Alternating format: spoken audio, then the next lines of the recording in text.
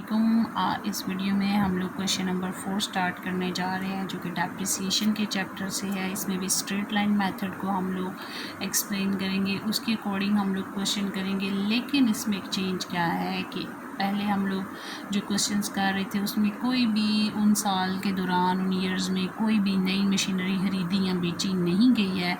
इस क्वेश्चन में आके वो थर्ड ईयर में आके एक नई मशीनरी खरीदेगा तो आप लोग इसमें देखेंगे कि एक अफेक्ट जो नया है वो कैसे होता है इसमें। तो on 1 January 2013 firm purchase machinery worth 50,000। 1 जनवरी को एक फर्म जो है 50,000 की मशीनरी खरीद रही है। 1 जुलाई 15 को उसने एडिशनल मशीनरी परचेज़ की है 10,000 की और 1,000 उसके ऊपर इरेक्शन चार्जेस हैं। The accounts are closed each year, हर साल अकाउंट क्लोज हो रहा है 31 दिसंबर को। तो assuming the normal depreciation to be 10% per annum, कहता है आप अज्यूम करो कि जो नॉर्मल डेप्रिसिएशन रेट है वो 10% है। और मशीनरी अकाउंट फॉर 4 ईयर, हमने 4 साल के लिए इसका मशीनरी अकाउंट बनाना है। मेथड कौन सा यूज़ करना है? Fixed instalment method. तो हमारी जो मशीनरी खरीदी हमने साल 2013 में 50,000 और फिर 14 में भी हम लोग इसी की ही डेप्रिसिएशन निकालेंगे, 15 में भी निकालेंगे, लेकिन 15 में एक डेप्रिसिएशन का मज़ीद इजाफा होगा जो कि हमारे पास 10,000 वर्थ की मशीनरी है जिसके ऊपर 1,000 हमने स्पेंड किया है। तो इसके ऊपर 6 मंथ की हमने डेप्रिसिएशन लगानी है क्योंकि ये हम कब ले रहे हैं? जुलाई में। तो जुलाई से दिसंबर ये यूज़ हुई। 15 में तो ये हमारे पास 6 महीना की डेप्रिसिएशन लगेगी, लेकिन 16 में जाके इसके ऊपर भी पूरे साल की डेप्रिसिएशन लगानी है। क्यों लगानी है? क्योंकि 16 में ये पूरा साल इस्तेमाल हुई है। 2015 में तो 6 महीने इस्तेमाल हुई है ना, क्योंकि हमने जुलाई में खरीदी, लेकिन यही मशीनरी 2016 में जाके पूरे साल इस्तेमाल होनी है।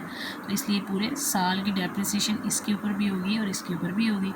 तो हमारा इसमें कितने साल का अकाउंट बनना है? इसमें हमारे लिए 4 ईयर अकाउंट बनना है। तो 2013, 14, 15, 16 का हमने इसमें अकाउंट बनाना है। तो हम लोग इसका क्वेश्चन स्टार्ट करते हैं। हम लोग डेट, डिटेल, रुपीज़, ये डेबिट साइड है, ये इसकी क्रेडिट साइड। कैश अकाउंट से डेबिट 50,000 से 1 जनवरी 2013 में, क्योंकि जब मशीनरी ख़रीदते हैं तो हमारे पास एंट्री होती है machinery account debit to cash account credit. तो मशीनरी की डेबिट साइड पे हमने उसकी अमाउंट लिखी है लेकिन उसका नाम नहीं लिखा। उसके बिहाफ पे जैसे हम लोग लेजर में करते थे कि जो अकाउंट बना रहे हैं उसमें उसका नाम नहीं लिखते, उसकी जगह हम लोग जो चीज़ क्रेडिट हो रही है उसका नाम लिख देते हैं डेबिट साइड पर।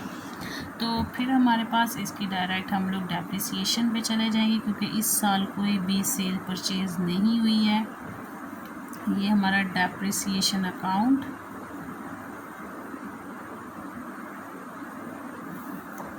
$5,000, 10% रेट था तो 5,000 आएगा। आप लोग देखें 50,000 multiply by 10 divided by 100 multiply by 12 divided by 12, क्योंकि ये पूरे साल इस्तेमाल हुई है। तो 50,000 टोटल में से 5,000 लेस हो गया तो बैलेंस कैरेट डाउन 45,000 आएगा और टोटल वही 50,000। ये भी हमारा कब है? 31/12/13 को। अब जो है 1 जनवरी 2014 को हम लोग इसका फैक्ट शो करेंगे। बैलेंस जो है ओपनिंग इसका आएगा, जो उस साल का क्लोजिंग है वो नेक्स्ट ईयर का ओपनिंग होता है 45,000। इस साल में भी हमने कोई मशीनरी नहीं खरीदी। तो 31 दिसंबर 2014 में depreciation account, straight line method है, सेम रहेगी 5,000। ठीक हो गया। 45,000 में से 5,000 लेस हो गया तो बैलेंस कैरेट डाउन 40,000। टोटल हमारे पास 45,000।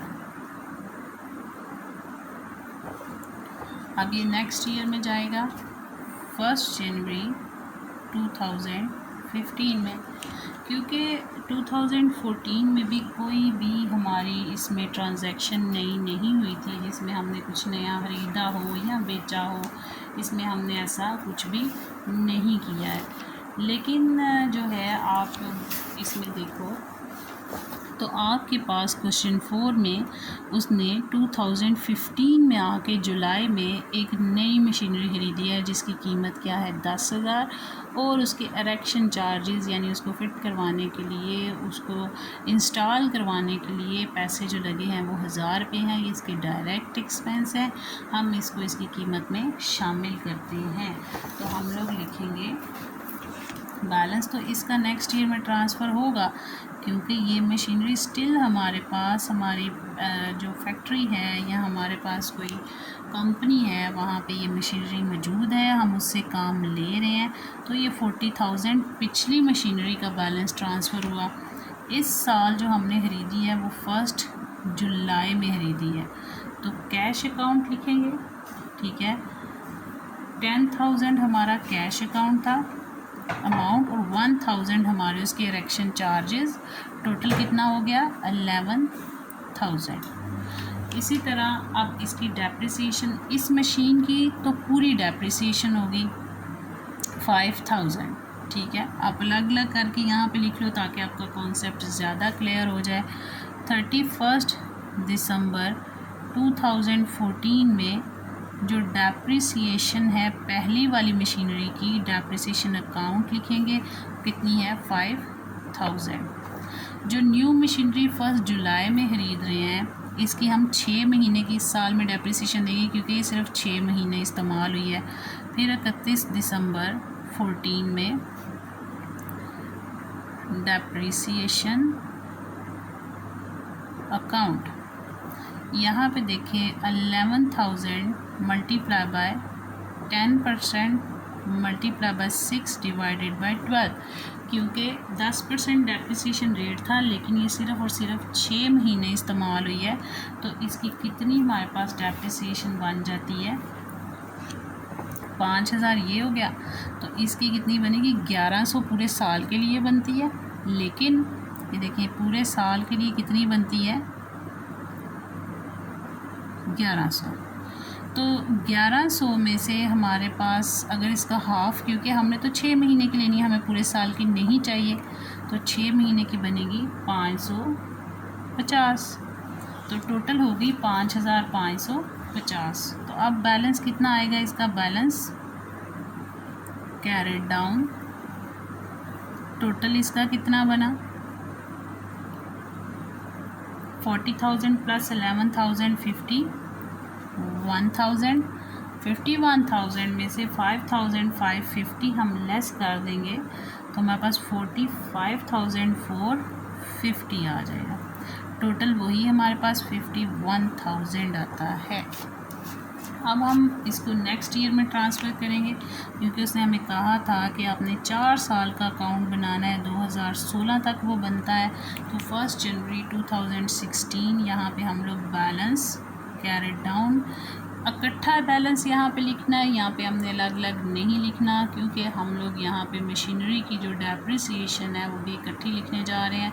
अगर तो जो है आप देखें कि इस साल में भी आप कोई चीज़ ख़रीदते या बेचते तो आपने उसको सेपरेट यहाँ पे मेंशन करना था। लेकिन अब दोनों मशीनरी का इकट्ठा बैलेंस कितना है 45,450, 45,450। ठीक है, तो यहाँ पे अब इनकी अगर मैं कंबाइंड डेप्रिसिएशन लिखूँ 31 दिसंबर 2016, यहाँ पे सॉरी 14 नहीं 15 आता है, 14 का ये था, 15 का ये और ये 16 का। तो डेप्रिसिएशन दोनों की हमारे पास टोटल कितनी बनती है 5,000 हमारे पास पहले वाली मशीन की थी और 1100 पूरे साल का बनता है दूसरी वाली मशीन का। तो टोटल हमारी डेप्रिसिएशन कितनी बन जाती है 6,100, क्योंकि ये हमारी हाफ ईयर की थी।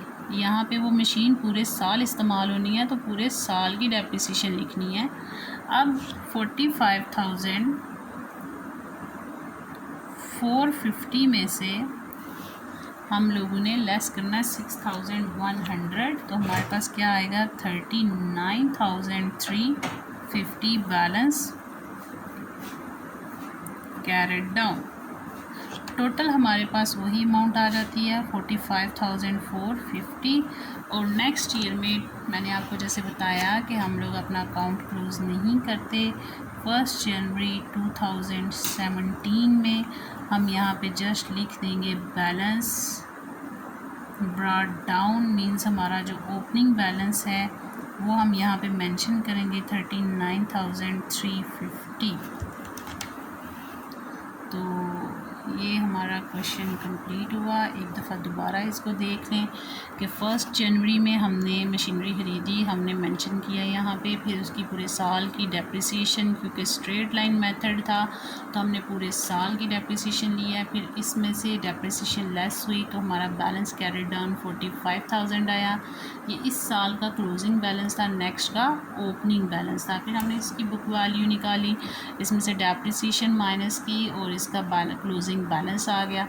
इसको हमने नेक्स्ट ईयर 2015 में ट्रांसफ़र किया है। फिर 2015 में 1 जुलाई में नई मशीनरी खरीदी है। 10,000 उसकी वैल्यू थी, 1,000 उसके ऊपर इरेक्शन चार्जेस थे, तो उसकी कॉस्ट को उसमें शामिल किया। जितनी डायरेक्ट कॉस्ट होती है हम उसको इसकी ओरिजिनल अमाउंट में शामिल कर देते हैं उसके ऊपर डेप्रिसिएशन लेने के लिए। टोटल 11,000 यहाँ पे लिखा। फिर 31 दिसंबर को जो डेप्रिसिएशन मैंने अलग अलग इसलिए लिखी है कि आप लोग कंफ्यूज ना हो, यहाँ पे 5,000 डेप्रिसिएशन है।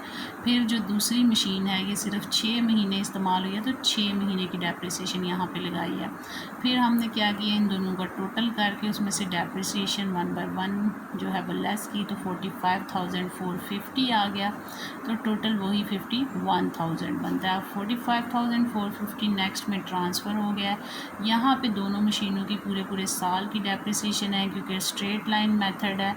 इसमें हम लोग पूरी डेप्रिसिएशन लिखते हैं जो पहले साल इस्तेमाल होती है वही हम लेके चलते हैं। यहाँ पे 6 महीने की 550 थी, तो पूरे साल की 1100 बनती है, वो हमने लिखी। 5,000 हमारी पहले वाली मशीन की थी, तो दोनों का टोटल 6,100 बन गया। इसमें से ये लेस हुआ तो ये हमारा बैलेंस क्लोजिंग आ गया। क्लोजिंग बैलेंस को नेक्स्ट में ट्रांसफ़र कर दिया 2017 में, और ये हमारा क्वेश्चन कंप्लीट हो गया। बहुत से स्टूडेंट सोच रहे होंगे कि भाई यहाँ पे क्यों नहीं अलग अलग लिखा, अगर यहाँ पे अलग लिखा है और डेप्रिसिएशन उनकी अलग अलग दोनों की ऐड कर दी है तो ये क्या है बेटा। यहाँ पे उसकी टोटल वैल्यू हमने लिख दी है। यहाँ पे इसमें इसकी पहले वाली मशीन की भी वैल्यू शामिल है और दूसरी की भी शामिल है, लेकिन स्ट्रेट लाइन मेथड में डेप्रिसिएशन का जो रूल है, हमने पूरे साल की डेप्रिसिएशन लिखनी है जब तक वो हम एसेट यूज़ कर रहे हैं। जितने जितने मंथ यूज़ करते हैं उतने उतने मंथ की डेप्रिसिएशन इस्तेमाल उसमें अंदर लिखते हैं, उसकी डिडक्शन होती है। तो यहाँ पे हमने ये दोनों पूरे साल इस्तेमाल किए हैं, इसलिए हम पूरे साल की डेप्रिसिएशन ले रहे हैं। इसके साथ ये क्वेश्चन आपका कंप्लीट होता है। अगर आपको स्टिल इसमें कोई किसी किस्म की कन्फ्यूजन है तो आप कमेंट में पूछ सकते हैं। थैंक यू, अल्लाह हाफ़िज़।